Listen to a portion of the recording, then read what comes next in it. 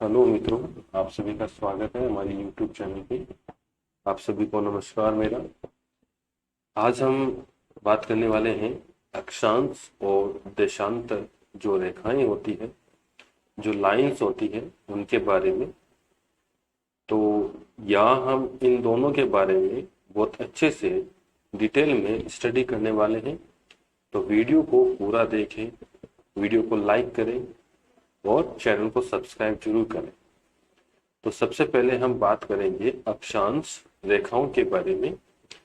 तो अक्षांश रेखाएं जो होती है वो पश्चिम से पूर्व की ओर चलती है, वेस्ट टू ईस्ट, वेस्ट से ईस्ट की ओर चलेगी। ठीक है। और ये जो अक्षांश रेखाएं होती है, ये जो रेखाएं हैं वो पृथ्वी पर क्षैतिज रूप से बनाई जाती है। ठीक है। तो अब हम देखते हैं कि ये जो रेखाएं हैं वो वेस्ट टू ईस्ट खींची जाती है। ये काल्पनिक रेखाएं होती है। पृथ्वी के बीचों बीच 0 डिग्री अक्षांश रेखा होती है। यानी ये पृथ्वी है, आप यहाँ पे देख सकते हैं। ये मैं जूम करके दिखा देता हूं कि भाई ये पृथ्वी हो गई, मान लो गोलाकार है। और ये इसके बीचों बीच एक रेखा खींची हुई है जो ये रेड लाइन से आप देखते होंगे। तो इस रेखा को हम कहते हैं 0 डिग्री अक्षांश, या फिर हम इसे कहते हैं इक्वेटर। ये इक्वेटर जो होता है वो पृथ्वी को दो हिस्से में बांट देता है। एक हिस्सा जो ऊपर की तरफ है उसे कहते हैं उत्तरी गोलार्ध, और दूसरा जो हिस्सा होता है वो होता है दक्षिणी गोलार्ध। ठीक है। और इस दोनों गोलार्ध पे जो इनके ध्रुव है वो है 90 डिग्री के ध्रुव। एक ऊपर है 90 डिग्री ध्रुव और एक नीचे है, इसे उत्तरी ध्रुव कहते हैं। और ये जो नीचे वाला है वो दक्षिणी ध्रुव कहलाता है। तो इस वाली जो रेखा है जो हमने खींच रखी है क्षैतिज रूप से, जो पृथ्वी को दो हिस्से में बांट रही है, इसे हम कहेंगे इक्वेटर या फिर 0 डिग्री अक्षांश रेखा। ठीक है। तो चलते हैं हम अपने पॉइंट पे। तो 0 डिग्री अक्षांश रेखा कहते हैं, और इसे ही हम क्या कहते हैं, भूमध्य रेखा कहते हैं, और इसे ही हम क्या कहते हैं, विषुवत रेखा कहते हैं। ये पृथ्वी को दो बराबर भागों में बांटती है। ठीक है। यहां तक आपको बात समझ में आ गई। विषुवत रेखा, भूमध्य रेखा या 0 डिग्री अक्षांश रेखा जो पृथ्वी को दो हिस्से में बांटती है, उत्तरी गोलार्ध और दक्षिणी गोलार्ध। अब यहाँ पे एक पॉइंट है जो बहुत ही महत्वपूर्ण है कि ये जो 0 डिग्री अक्षांश रेखा है जिसे भूमध्य रेखा कहते हैं, इस रेखा पर कुछ देश हैं जो इस पर स्थित है। जैसे कोलंबिया है, मालदीव है, ब्राजील है, इंडोनेशिया है। तो ये चार देश है जो 0 डिग्री अक्षांश रेखा पर स्थित है। तो याद रखें 0 डिग्री अक्षांश रेखा पर कौन से देश स्थित है, Colombia, Maldives, Brazil, Indonesia. Okay. इस भूमध्य रेखा के उत्तरी और दक्षिणी दिशा में, उत्तर और दक्षिण दिशा में 90-90 डिग्री के अक्षांश रेखाएं होती है। ठीक है। उत्तर में और दक्षिण में कितनी होगी, 90 डिग्री की अक्षांश रेखाएं होंगी। ठीक है। इसके बाद देखिए, किसी भी स्थिति में 90 डिग्री से ज्यादा अक्षांश नहीं हो सकता है, ये आपको ध्यान में रखना है। अक्षांश रेखाएं जो है वो अधिकतम 90 डिग्री की होगी। तो 90 डिग्री उत्तरी गोलार्ध में लास्ट पॉइंट होगा और 90 डिग्री दक्षिणी गोलार्ध में लास्ट पॉइंट होगा। इससे ज्यादा ये नहीं हो सकती है। तो ये ध्यान में रखें, लास्ट जो अक्षांश रेखा होगी वो कितने पे होगी, 90 डिग्री पे होगी, जो लास्ट जो ध्रुव है पोल पे रहेगी। ग्लोब पर सभी अक्षांश रेखाएं एक दूसरे के समांतर होती है। ये भी ध्यान रखना, सारी जो रेखाएं हैं वो एक दूसरे के समांतर चलेगी और बराबर दूरी के साथ चलेगी। इनके बीच जो दूरी है, दो अक्षांश रेखाओं के बीच की जो दूरी है वो होती है 111 किलोमीटर। ठीक है। यानी दो अक्षांश रेखाएं हम खींचते हैं तो ये दो अक्षांश रेखाएं हो गई, एक अक्षांश रेखा ये हो गई, एक अक्षांश रेखा ये हो गई। ठीक है। 1 डिग्री अक्षांश और 2 डिग्री अक्षांश। तो इनके बीच का जो डिस्टेंस है वो कितना है हमारा, 111 किलोमीटर का। ठीक है। तो ये याद रखें, ध्यान में रखें। इसके बाद ये यहाँ पे हम देख सकते हैं एक पृथ्वी ग्लोब बनाया हुआ है। ये इसका साउथ है और ये नॉर्थ है। और इसके बीच में देखिए ये जो अक्षांश रेखा है वो खींची गई है। सबसे पहले जो बीच में है वो 0 डिग्री अक्षांश रेखा है, ये जो सेंटर में है। इसके बाद जो सेकंड रेखा है, अपन ऊपर की बात करें 0 डिग्री अक्षांश से ऊपर की तरफ जाए तो 23.5 डिग्री, ठीक है ना, 23 सही 1/2 23.5 डिग्री, 23.3 डिग्री अक्षांश रेखा है जिसे हम क्या कहते हैं, कर्क रेखा कहते हैं। तो ये कर्क रेखा हो गई, ठीक है। और अक्षांश रेखा 0 डिग्री अक्षांश रेखा के नीचे 23.5 डिग्री जो होता है, ये वाली जो रेखा है, ये रेखा हो गई मकर रेखा। यानी कि पृथ्वी पर 3 जो रेखाएं हैं वो बहुत ही महत्वपूर्ण है। तो हम इन 3 रेखाओं को कैसे पहचानते हैं, ये हमें पता चलेगा 0 डिग्री अक्षांश से। तो 0 डिग्री अक्षांश से 23.5 डिग्री ऊपर की तरफ जाते हैं, नॉर्थ की तरफ जाते हैं, तो वो कर्क रेखा होती है कितने पे, 23.5 डिग्री पर। और वैसे ही अगर हम नीचे की तरफ आए अक्षांश रेखा दक्षिण की तरफ, साउथ की तरफ, तो 23.5 डिग्री पर एक दूसरी रेखा और खींची गई है जिसे हम कहते हैं मकर रेखा, ठीक है। तो मकर रेखा जो है वो साउथ की तरफ है 23.5 डिग्री 0 डिग्री अक्षांश से, और जो कर्क रेखा है वो नॉर्थ की तरफ है, यानी कि उत्तर की तरफ है 23.5 डिग्री अक्षांश रेखा। किसके आधार पर, 0 डिग्री अक्षांश के आधार पर, ठीक है। चलिए फिर हम आगे बात करते हैं। इसके बाद ये देखते हैं कि ये जितनी भी रेखाएं खींची गई है अक्षांश रेखाएं, ये सारी की सारी रेखाएं जो है वो 1 डिग्री अंतर पे खींची गई है। सभी रेखाओं के बीच में कितना है, 1 डिग्री का डिफरेंस रहेगा, ठीक है।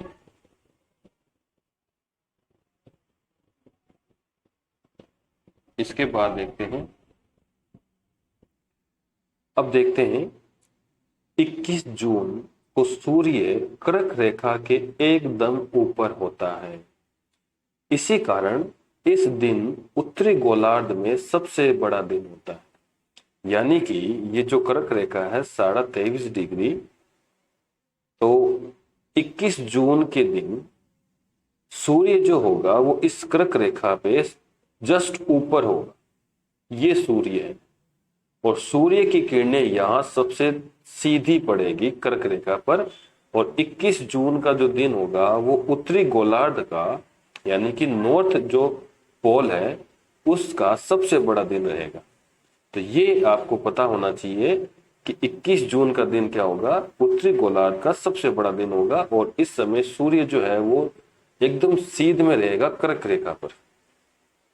इसी प्रकार 22 दिसंबर को सूर्य जो है वो मकर रेखा पे आ जाता है, तो वो घूमता घूमता 22 दिसंबर को कहां पहुंच जाएगा, मकर रेखा के एकदम ऊपर। और इसी कारण मकर रेखा पर 22 दिसंबर को जो दिन होगा वो दक्षिण गोलार्ध का सबसे बड़ा दिन होगा। यानी कि 22 दिसंबर को वो कहां पे आ जाता है, मकर रेखा पे आ जाता है 23.5 डिग्री। और इस दिन दक्षिणी गोलार्ध जो होगा इसका जो है वो सबसे बड़ा दिन होगा 22 दिसंबर। तो 2 दिन आपको याद रखने हैं, एक 21 जून और दूसरा है 22 दिसंबर। इसके बाद देखिए, अगर उत्तरी ध्रुव और दक्षिण ध्रुव को एक बिंदु मान लिया जाए तो कुल अक्षांश रेखाओं की संख्या जो है वो कितनी है, वो है 89 + 89, और इसमें एक हम जोड़ देंगे तो कितनी हो जाएगी, 179। अगर हम अक्षांश रेखाओं को काउंट करें, कैसे काउंट करना है कि जो हमने उत्तरी और नॉर्थ जो लिखा, नॉर्थ और साउथ जो लिखा, इनको हमें एक पॉइंट मानना है, ठीक है। ये हमने पॉइंट मान लिया, तो पॉइंट मान के जब हम इन अक्षांश रेखाओं को काउंट करेंगे तो टोटल जो रेखाएं है वो कितनी है, 179, ठीक है, 179। और अगर रेखा माना जाए, अगर हम इन अक्षांश रेखाओं को क्या माना जाए, एक रेखा माना जाए या लाइंस मानी जाए, तो इन रेखाओं की संख्या होती है 90 + 90 + 1, यानी कि 181। इसमें 0 डिग्री अक्षांश रेखा जो है वो शामिल नहीं की जाती है। तो अगर हम उत्तरी और दक्षिणी ध्रुव के बिंदु मानकर इन अक्षांश रेखाओं को काउंट करें तो 179 होगी। और अगर हम इन्हें सिर्फ रेखाएं मान के अगर इन्हें काउंट करें तो ये टोटल कितनी होगी, 181, जिसमें 0 डिग्री अक्षांश रेखा को शामिल नहीं किया जाता है। चलिए फिर हम आगे चलते हैं। इसके बाद हम बात करेंगे कि जो अफ्रीका है, अफ्रीका महाद्वीप, ये तीनों रेखाओं, कर्क रेखा, भूमध्य रेखा तथा मकर रेखा, इन तीनों पर स्थित होता है। तो ये आपको पता होना चाहिए, जो अफ्रीका है वो इन तीनों रेखाओं को क्या करेगा, काटेगा, इन तीनों रेखाओं पर ये स्थित होगा। अब हम बात करेंगे देशांतर रेखाएं की, ठीक है। अभी हमने अक्षांश रेखाओं की बात की है, देशांतर रेखाएं या लॉन्गिट्यूड लाइंस, इनको हम कैसे बनाते हैं? पृथ्वी पर इस टाइप से बनेगी, नॉर्थ से साउथ की तरफ। ठीक है, तो ये लंबवत रेखाएं रहेगी और ये कभी समांतर नहीं होती। इनमें जो डिस्टेंस है वो क्या होगी? केंद्र की तरफ बढ़ती जाएगी और साइड में जब हम नॉर्थ और साउथ पोल की तरफ जाएंगे तो ये एक जगह नजदीक आने लग जाती है। तो देशांतर रेखाएं किसे कहते हैं? देखिए, उत्तरी ध्रुव से दक्षिण ध्रुव को मिलाने वाली काल्पनिक रेखाएं देशांतर रेखा होती है। ध्रुवों से भूमध्य रेखा की ओर जाने पर, यानी ध्रुव से नॉर्थ या साउथ, इससे अगर हम सेंटर की तरफ जाएंगे, ठीक है, जो जो अपनी रेखा है भूमध्य रेखा, तो भूमध्य रेखा की तरफ जाएंगे तो देशांतर रेखाओं के बीच की दूरी क्या होती है? बढ़ती जाती है।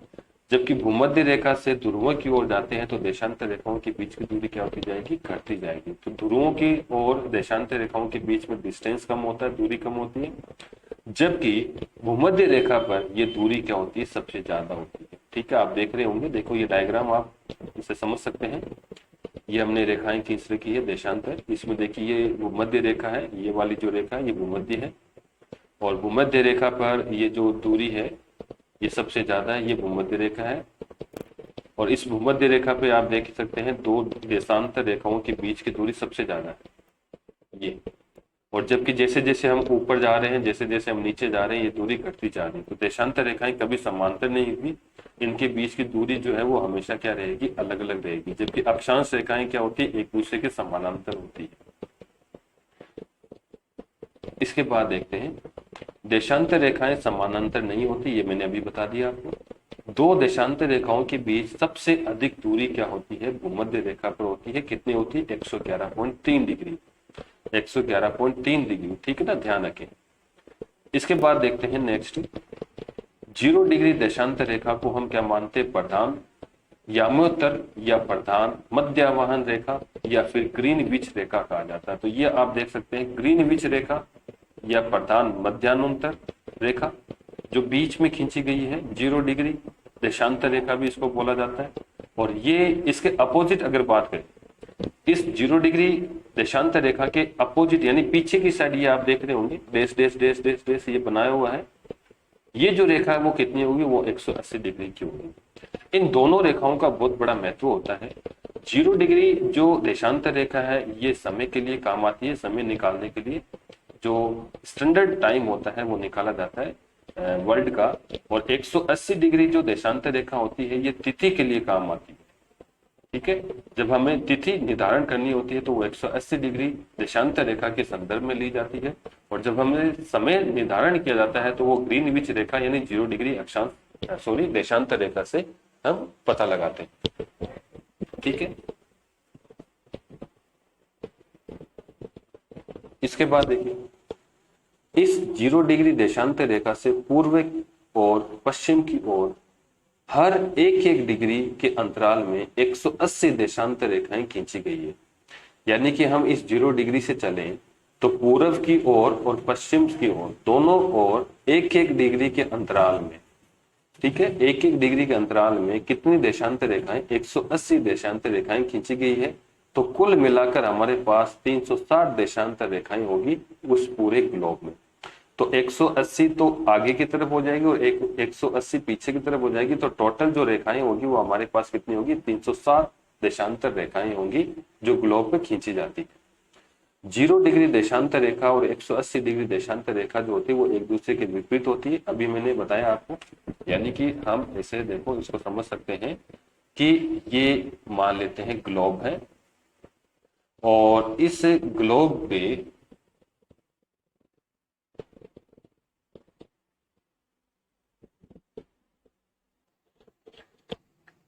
तो यहाँ पे हम ये जो ग्रीनविच रेखा है 0 डिग्री अक्षांश, ये हमने बना ली। तो ये तो होगी 0 डिग्री अक्षांश रेखा। और इसी के अपोजिट पीछे की तरफ अगर हम बनाएं, जो दूसरी रेखा है देशांतर रेखा, वो है 180 डिग्री। और कुल मिलाकर अगर हम इन पे रेखाएं खींचते जाएं पूर्व से पश्चिम की ओर, तो टोटल रेखाएं जो होगी सामने की तरफ 180 रेखाएं हो जाएगी और पीछे की तरफ भी कितनी हो जाएगी, 180 रेखाएं हो जाएगी। तो टोटल अपने पास आएगी 360 रेखा। तो देशांतर रेखाएं जो है वो एक एक डिग्री के अंतराल में, तो दोनों के बीच एक एक डिग्री का अंतराल होगा, 1 डिग्री 2 डिग्री इस टाइप से। और टोटल जो देशांतर रेखाएं जो होगी, लॉन्गिट्यूड जो लाइंस है वो अपने पास 360 रहेगी पूरे इस ग्लोब में, ठीक है। और 0 डिग्री वाली अक्षांश रेखा है वो ग्रीनविच रेखा है। इससे हम तिथि जो समय है, टाइम है, उसका निर्धारण करेंगे। और इसके अपोजिट जो विपरीत है वो 180 डिग्री रेखा है, इससे हम तिथि का निर्धारण करने वाले हैं, ठीक है। तो यहाँ तक आपको समझ में आ गया होगा कि जो देशांतर रेखाएं हैं उनकी संख्या कितनी है टोटल, और 0 डिग्री अक्षांश रेखा है उसे हम ग्रीनविच रेखा बोलते हैं, और 180 जो है वो तिथि निर्धारित रेखा है। इसके बाद हम आगे बात करते हैं 0 डिग्री देशांतर रेखा कर्क रेखा को अल्जीरिया में, भूमध्य रेखा को गिनी की खाड़ी में, और मकर रेखा को नामीबिया के पश्चिम में स्थित अटलांटिक महासागर में प्रतिच्छेद करती है। बहुत ही महत्वपूर्ण पॉइंट है कि ये जो ग्रीनविच रेखा है वो कर्क रेखा को कहाँ पे काटेगी, अल्जीरिया में। भूमध्य रेखा को कहाँ पे काटेगी, गिनी की खाड़ी में। और मकर रेखा को कहाँ पे काटेगी, नामीबिया के पश्चिम में स्थित अटलांटिक महासागर में प्रतिच्छेद करती है। यानी कि ग्रीनविच रेखा जो है वो 3 जगह पर तीनों रेखाओं को अलग अलग से काटती है। तो ये आपको पता होना चाहिए। अब इसके बाद हम देखते हैं कि 0 डिग्री देशांतर पर यूके कौन कौन स्थित है। एक तो यूके हो गया, यूनाइटेड किंगडम, स्पेन, फ्रांस, गाना, अल्जीरिया, अंटार्कटिक और ये स्थित है, ठीक है। तो 0 डिग्री देशांतर रेखा है जिसमें एक यूके हो गया, एक स्पेन हो गया, 2 फ्रांस हो गया, 3 गाना हो गया, 4 अल्जीरिया हो गया, 5 और अटलांटिक जो महासागर है, ओशियन है, वो हो गया 6। तो 6 जो है वो इस पर स्थित रहेंगे 0 डिग्री अक्षांश पे, ठीक है। अब हम आगे बात करते हैं कि जो हमने यहाँ अक्षांश देशांतर रेखाएं हमने खींची है, इसमें देखिए अंतरराष्ट्रीय तिथि और समय रेखा कौन सी है। जैसा कि मैंने आपको बताया था, 0 डिग्री देशांतर रेखा जो है इसका उपयोग समय के निर्धारण में किया जाता है, इसलिए 0 डिग्री देशांतर रेखा को अंतरराष्ट्रीय सीमा रेखा भी कहते हैं, इसे ग्रीनविच रेखा भी कहते हैं। तो इससे हमें अंतरराष्ट्रीय समय जो है वो निर्धारण करने में काम में लेते हैं। 180 डिग्री देशांतर रेखा जो है इसका उपयोग तिथि निर्धारण में किया जाता है, इसलिए ये रेखा जो है वो अंतरराष्ट्रीय तिथि रेखा कहलाती है। तो 180 डिग्री तिथि रेखा होगी और 0 डिग्री जो है वो देशांतर रेखा जो है वो होगी आपका समय निर्धारण रेखा। 0 डिग्री देशांतर रेखा का समय अंतरराष्ट्रीय समय या ग्रीनविच समय कहलाता है। तो जो 0 डिग्री का समय होगा, ग्रीनविच का जो समय होगा वो क्या होगा, अंतरराष्ट्रीय समय होगा।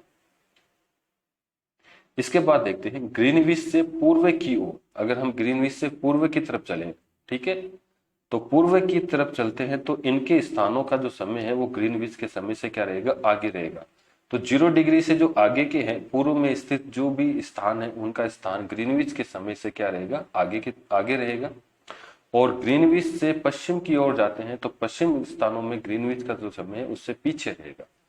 तो पश्चिम की तरफ जो स्थान है उनका समय ग्रीनविच समय से क्या रहेगा, पीछे की तरफ रहेगा। और पूर्व में जो स्थान बनते हैं, जो स्थान आते हैं, वो ग्रीनविच समय से क्या रहेंगे, आगे रहेंगे। ये आपको पता होना चाहिए और ध्यान में रखना है। पृथ्वी के एक चक्कर में कितना होता है, 360 घूमती है। यानी पृथ्वी को एक चक्कर पूरा करने के लिए कितना घूमना पड़ता है, 360, जितने देशांतर रेखाएं हैं। तो 24 घंटे में पृथ्वी एक चक्कर पूरा करती है 24 घंटों में। तो 24 घंटों में चक्कर हो गया भाई 360, ठीक है। तो 1 घंटे में कितना होगा, 360/24, यानी कि 15 डिग्री घूमेगी। 24 घंटे में 360 डिग्री घूम रही है तो 1 घंटे में कितना घूमेगी भाई, 360/24। तो 24 से गिरेंगे तो अपने पास आएगा 15 डिग्री। तो 1 घंटे में वो 15 डिग्री घूम जाती है। तो अब यहाँ पे हमें ध्यान देना है, 15 डिग्री घूमने में कितना टाइम लग रहा है, 1 घंटा यानी 60 मिनट। 1 घंटे का मतलब हो गया 60 मिनट। तो 60 मिनट यानी कि 15 डिग्री कोण पे वो घूम जाती है। तो 1 डिग्री घूमने में उसको कितना समय लगेगा, तो 60/15 यानी कि 4 मिनट। तो 1 डिग्री घूमने में उसको 4 मिनट लगते हैं, जबकि 15 डिग्री घूमने में उसको कितना मिनट लगता है, 60 मिनट यानी कि 1 घंटा। फॉर एग्जाम्पल हम बात करें भारत के समय की, तो भारत जो है वो पूर्वी देशांतर में है और 82 डिग्री पर स्थित है। तो 82.5 यानी 82.5, और 4 मिनट में वो 1 डिग्री घूमता है, तो 82.5 गुणा 4 यानी कि 330 मिनट। कितना हो गया? 330 मिनट। तो भारत का जो समय है वो ग्रीनविच से 330 मिनट होगा आगे। और 330 मिनट अगर हम 60 से डिवाइड करते हैं तो हमारे पास कितने घंटे आ जाएंगे?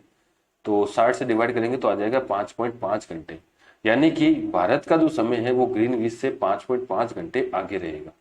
जैसे कि मान लीजिए ग्रीनविच में 12 बजे है, ग्रीनविच में कितने बजे हैं? 12 बजे हैं दोपहर के, तो 12 PM हो गया। तो भारत में ये कितना होगा? तो भारत में आप कर लो भाई, 12 में 5.5 जोड़ दो, तो 12 और 5 आपका हो गया भाई, देख लो 1 2 3 4 5, यानी कि लगभग आपका होगा 5:30 बज जाएंगे। तो भारत का जो समय है वो 5:30 बजेगा, जबकि ग्रीनविच का जो समय है वो कितना बजेगा? 12 बजेगा। तो इस प्रकार से हम बता सकते हैं जो समय है। तो पूर्व की तरफ तो हम क्या करेंगे? आगे की तरफ चलेंगे ग्रीनविच से, और पश्चिम की तरफ हम क्या करेंगे? इससे पीछे चलेंगे। तो अगर कोई पश्चिम की तरफ है तो हम उसके आधार पर निकाल सकते हैं। तो जैसे यहाँ पे एक फॉर्मूला दिया हुआ है, अगर आपको मिनट निकालना है तो जितने डिग्री दिए हुए हैं उसको 4 से गुणा कर देना, वो मिनट आ जाएगा। अगर आपको घंटे में निकालना है समय, तो आपको क्या करना है? उसमें 60 का भाग दे देना है। तो घंटे में निकालने के लिए क्या करेंगे? डिग्री को 4 से गुणा करके उसमें कितने का भाग लगा देंगे? 60 का लगा देंगे, क्योंकि 1 घंटे में 60 मिनट होते हैं, तो ये घंटे में आ जाएगा। तो ये आपको थोड़ा याद रखना है। चलिए आगे चलते हैं। अब हम बात करते हैं तिथि रेखा की, अंतरराष्ट्रीय तिथि रेखा। तो अंतरराष्ट्रीय तिथि रेखा जो होती है वो 180 डिग्री देशांतर होती है। 180 डिग्री देशांतर रेखा से पूर्व की ओर जाने पर क्या होता है?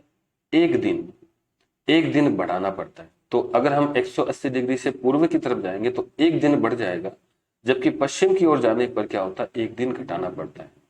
तो पश्चिम की ओर एक दिन कम हो जाएगा, जबकि पूर्व की ओर एक दिन बढ़ जाएगा। अंतरराष्ट्रीय तिथि रेखा जो है वो बिल्कुल सीधी नहीं है, ये ध्यान रखें आप। कुछ देशों में दिन और समय के समान रखने के लिए, यानी कुछ ऐसे देश हैं जिनमें दिन और समय समान रखने के लिए क्या होता है कि इसे अपने स्थान से 4 बार, कितने बार? 4 बार मोड़ा गया है। ठीक है। अंतरराष्ट्रीय तिथि रेखा जो है वो प्रशांत महासागर से होकर खींची गया है। ठीक है।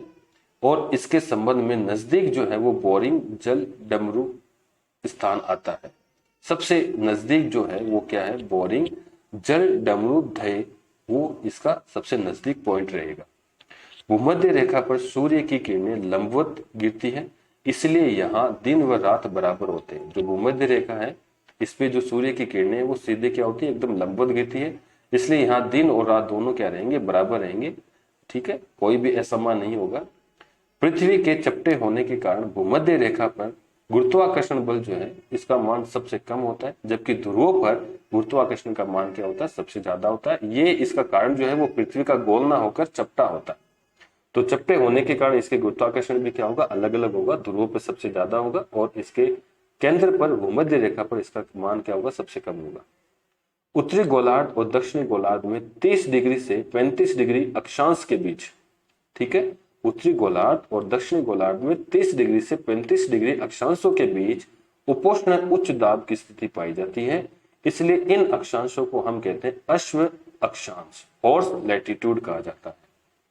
तो ये पॉइंट आप ध्यान में रखें।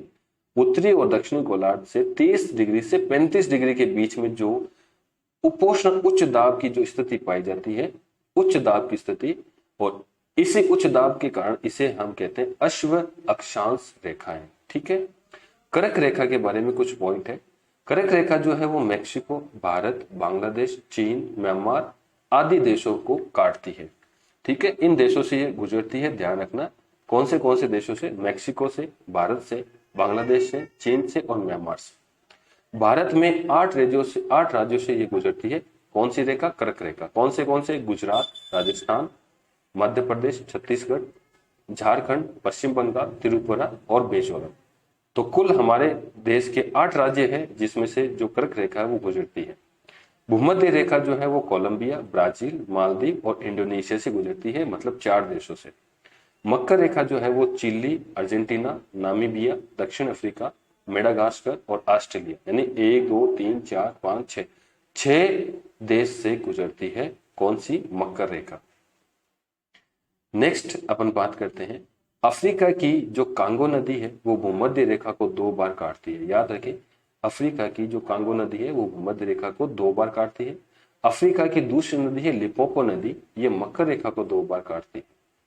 ठीक है, इसके बाद कुछ और फैक्ट है। भारत की स्थिति अगर हम देखें ग्लोब में, तो उत्तरी पूर्वी गोलार्ध में भारत स्थित है। राजस्थान की अगर स्थिति हम देखें तो राजस्थान में ग्लोब भी क्या है, देखो भारत में ही है, तो ये भी कहाँ होगा, उत्तरी पूर्वी गोलार्ध में रहेगा। तो ये हमने बात कर ली जो अक्षांश है और देशांतर जो रेखाएं हैं उनके बारे में। तो वीडियो को लाइक करें, शेयर करें और चैनल को सब्सक्राइब जरूर करें। धन्यवाद।